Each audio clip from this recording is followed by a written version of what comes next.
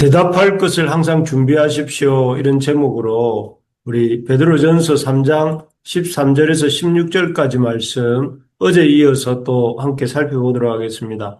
어제 우리는 방금 읽은 본문 말씀을 통해서 우리가 이 땅에서 살아가는 동안 가장 중요한 일을 만약에 인생 사명서라고 이렇게 기록한다면 그 중에 하나가 선한 일을 행하는 것이다. 이렇게 말씀드렸습니다. 왜 우리가 하나님의 백성으로 구원받은 우리가 선한 일을 행해야 하는가 하면 먼저는 우리가 구원받은 목적이 이 땅에서 선한 일, 바른 일을 행하기 위해서이기 때문이죠. 그래서 여러분 하나님이 이스라엘 백성을 애굽에서 불러내신 이후에 시내산에 그들을 모아놓고 하신 일이 무엇입니까? 우리가 주일마다 읽는 십계명의 말씀을 주신 것입니다. 여기서 이 십계명이라는 것은 우리가 늘 읽지만 1계명에서 4계명은 뭐 하나님과 관련된 것이고 하나님 외에 다른 신을 두지 말고 어떤 형상으로든지 하나님의 형상을 만들지 말고 하나님의 이름을 망령되이 부르지 말고 안식일을 거룩히 지키라 하는 하나님과 관련된 것이라면 이어지는 5에서 10계명의 말씀들은 사람들과 관계된 계명이죠. 내 부모를 공경하라는 5계명과 살인하지 말라 6계명, 7계명은 간음하지 말라, 또 8계명은 도둑질하지 말라, 9계명은 거짓 증거하지 말라, 10계명은 탐내지 말라 하는 이 6개의 계명이 되어 있습니다. 이 6개의 계명은 그야말로 어떻게 보면 사람들 사이에서 어떻게 구원받은 백성으로서 선하게 바르게 살아가야 되는지를 보여주시는 말씀입니다. 그러니까 이 이스라엘 백성을 애굽에서 구원해 내신 목적이나 또 우리를 이 땅에서 하나님의 백성으로 거듭나게 하여 주신 그 구원의 은혜의 목적이 있는데 그것이 무엇이냐 하면은 이 땅에서 선한 일을 행하는 것이 목적이다. 그렇기 때문에 우리 인생에 있어서 선한 일을 행해야 된다. 사실 오늘날 이 선한 일을 잘 행하지 않았기 때문에, 그냥 말만 앞섰기 때문에 우리가 참 이 한국 땅에서의 교회가 많이 힘든 상황에 있는데요. 우리가 회복한다면 먼저 우리가 믿음으로 잘 살아가는 선한 삶을 우리가 회복해야 됩니다. 선한 삶을 회복하고 하나님 앞에서 하나님이 주신 이 계명들을 잘 지키고 또 그렇게 하나님 앞에 살아갈 때에 그 삶이 자연스럽게 이 하나님의 나라를 이루어가는 일로 이어져 가는 것입니다. 그런데 어쨌든 이렇게 선한 일을 행하는 일이 참 중요하다. 그냥 해도 되고 안 해도 되는 문제가 아니라 우리의 구원의 목적이고 또 하나님이 우리를 통해 이루실 그 일들의 초석이 되기 때문에 우리가 선한 일을 행하면서 살아야 됩니다. 그런데 그렇게 우리가 선한 일들을 힘써 감당하면서 살고자 할 때에 세상은 우리가 선한 일을 행한다고 인정을 해주는 것이 아니라고 했습니다. 오히려 세상이 우리에게 돌려주는 것은 여기 14절에 보니까 의를 위하여 고난을 받으면 이렇게 돼 있는데 의를 행하고 열심으로 선을 행하고 의를 위하여 살면 고난이 온다. 고난이 올 수 있다. 고난이 온다. 이렇게 말하고 있습니다. 참 의외이지만 이유는 이 세상 자체가 이렇게 선한 것을 좋아하지 않는 깨어진 세상이기 때문에 그렇습니다. 누가 선한 일을 행하려 치면 그 선을 행하는 것을 이 본성이 악한 세상이 견딜 수가 없기 때문에 그것을 거부하고 배척하는데 그것이 우리에게 나타나는 게 고난이라는 형태로 나타나는 것입니다. 그래서 참 그런 고난이 온다는 것, 선을 행하고 살면 고난이 오는데 그 고난을 이렇게 겪다 보면 우리가 두려워하고 14절 뒷부분에 나오는 것처럼 근심하게 됩니다. 내가 이 선한 일을 계속해도 되겠나? 이렇게 하다가 큰일 나는 거 아닌가? 하는 생각이 들면서 나도 세상 사람들처럼 그냥 살아야 되겠다 하는 마음이 들지 않겠습니까? 그럴 때, 이 주신 말씀이 이 베드로전서의 말씀이고 또 사실 소아시아 교회 성도들이 이렇게 처해 있었던 상황에 주시는 말씀인데요. 근심하지 말고, 두려워하지 말고, 근심하지 말라고 하면서, 오히려, 참, 하나님의, 이러한 고난을 통해서 이루실 하나님의 일들을 바라볼 것을 말씀하는데요. 고난이라는 것을 올 때 그 고난이야말로 이런 이 잘 통과해 나가면 그 고난을 통해서 열매를 맺고 복음을 전할 기회를 얻게 된다 하는 것이 15절에 말하는 말씀의 배경입니다. 예수님을 예를 들면 예수님도 공생의 사역 기간 중에 천국 복음을 가르치시고 병든 자를 고치시고 또 하나님 나라 복음을 전파하심으로 아주 선한 일을 많이 행하셨습니다. 하지만 그렇게 예수님이 선한 일을 행하셨음에도 예수님에게 돌아온 것은 그야말로 고난, 핍박을 당하시고 채찍질을 당하시고 십자가에 지시기까지 하셨죠. 그렇지만 예수님께서 보이신 반응이 근심하고 두려워한 것이 아니라 오히려 그 고난을 묵묵히 받아들이시고 그런 가운데 계속해서 선한 일을 행해 나가셨죠. 그 결과 어떤 일이 일어납니까? 그 결과 예수님은 그 십자가 고난과 십자가 죽음으로 우리 죄인들의 죄를 대속해 주셨고 또 죽음에서 부활하심으로 사람들에게 새 생명을 주셨습니다. 그리고 하나님의 승천하셔서 하나님의 성령을 부으심으로 교회가 세워지게 하셨죠.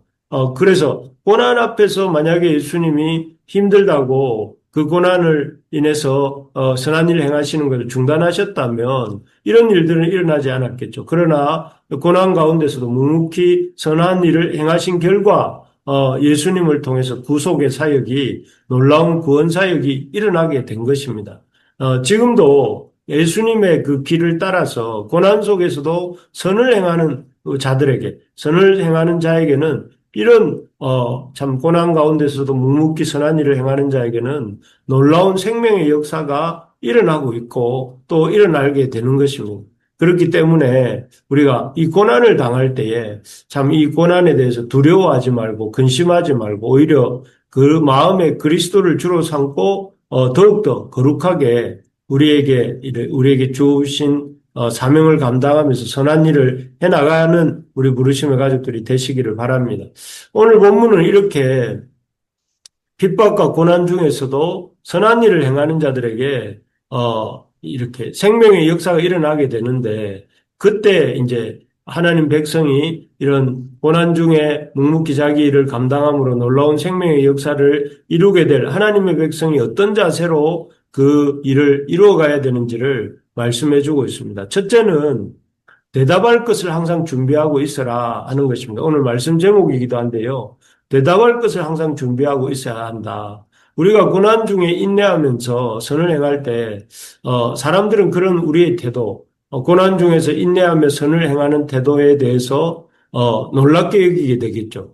도대체 왜, 참 그렇게 힘든데 당신은, 이렇게 그 힘든 일, 환경 속에서도 선한 일을 하는가? 또, 어떻게 그렇게 선한 일을 하면서도 기뻐할 수 있는가?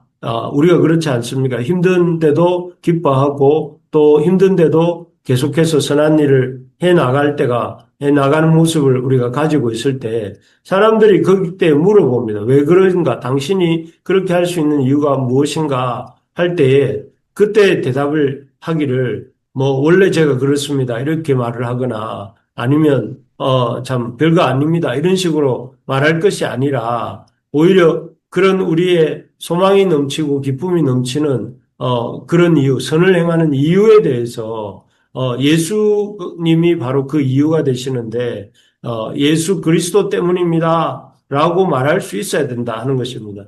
그리고 우리가 소망이 넘치고 기쁨이 넘치는 이유가 예수 그리스도 때문임을 그 물어본 사람에게 아주 구체적으로 잘 가르쳐 줄 수 있도록 우리가 대비하고 있어야 된다는 것입니다. 왜 예수님이 그리스도이신지 또 그리스도이신 예수님께서 이 땅에 오셔서 하신 일이 무엇인지 그분을 통해 시작된 하나님의 나라가 무엇인지를 차근차근 아주 구체적으로 또 흥미 있게 전할 수 있도록 준비해야 된다 하는 것입니다. 그래서 그 사람에게 어떤 우리가 기뻐하는 이유, 우리가 선을 행하고 고난을 받으면서도 기뻐하는 이유가 무엇인지, 우리가 진정으로 인생을 행복하게 살아가는 이유가 무엇인지를 이렇게 말해줄 수 있는 준비를 항상 하고 살아야 된다 하는 것입니다. 그리고 그런 때에 이제 어떤 전도의 열매가 맺히게 되는 것이죠.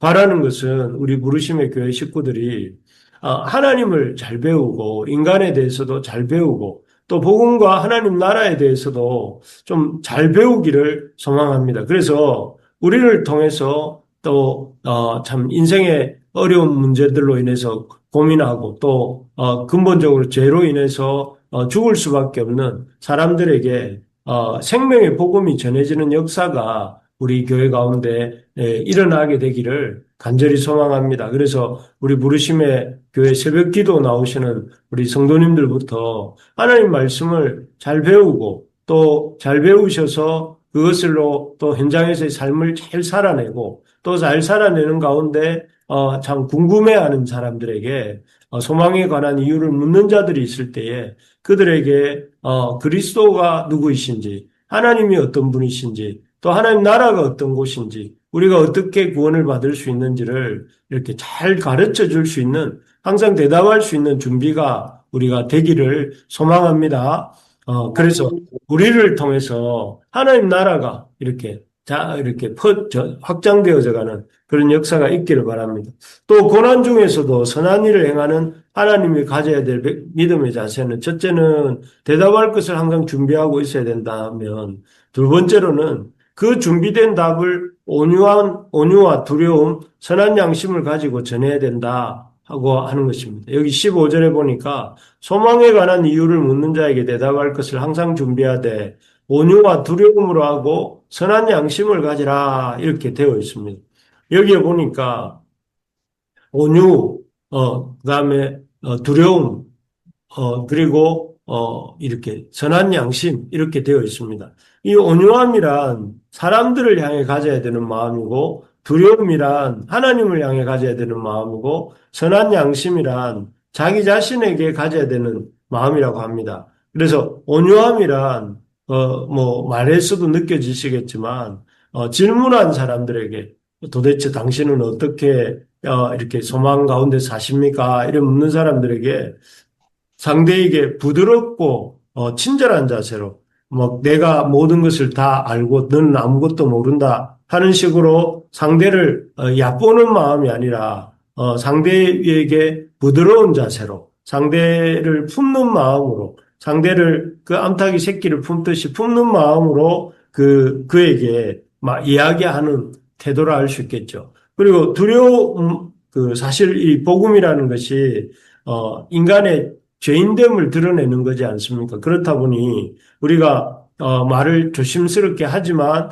그럼에도 불구하고 굉장히 듣는 사람의 입장에서는 공격적으로 들릴 수 있습니다. 아, 나를 공격하는구나 이렇게 생각할 수 있기 때문에 우리가 복음을 전할 때에 이 온유함으로 전해야 된다는 것입니다. 온유함으로 이렇게 그 사람의 마음이 상하거나 다치지 않도록 하면서 최대한 온유하게 부드럽게 전하는 것이 이 대답을 하는 첫 번째 태도이고 두 번째는 두려움을 가지고 해야 되는데 이 두려움이라는 것은 그냥 공포 같은 게 아니고 하나님을 향한 경외심을 가지고 말을 해야 되는 것입니다.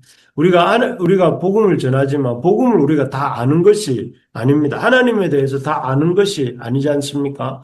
우리가 하나님에 대해서 아는 것은 그야말로 정말 바다 모래 중에 하나 정도에 불과한데 그 하나님, 그 크신 하나님을 다 아는 것처럼 이렇게 전하지 말고 하나님에 대한 우리도 경외심을 가지고 하나님을 전하고 그리고 무엇보다 이 자신에 대해서 선한 양심을 자기 자신도 많이 부족하다는 것을 이렇게 자인하면서 스스로 인정하면서 나의 부족한 부분에 대해서 이렇게 모르는 것은 모른다 하고 그 복음에 대해서 묻는 사람이 모르는 질문을 하면 모른다고 하면서 착한 마음, 선한 마음으로 전해야 한다는 것입니다. 그러면 그렇게 이 말을 들은 사람이 이 온유함과 두려움과 선한 양심으로 말을 할 때에 결국 그 사람들이 그 복음을 듣게 되고 어떤 경우에는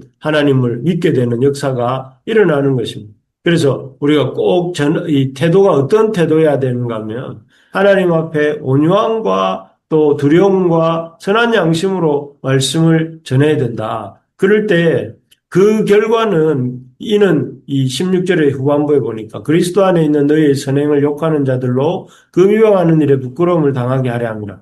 그런 태도가 이 참 복음에 대해서 핍박을 하는 자들조차도 오히려 그런 태도를 보면서 하나님 앞에 부끄러움을 당하게 된다 하는 것이죠. 고난 속에서 참 우리가 가져야 될 태도, 선을 행하다가 고난을 당할 수 있는데 그 고난을 당하는 것이 어떤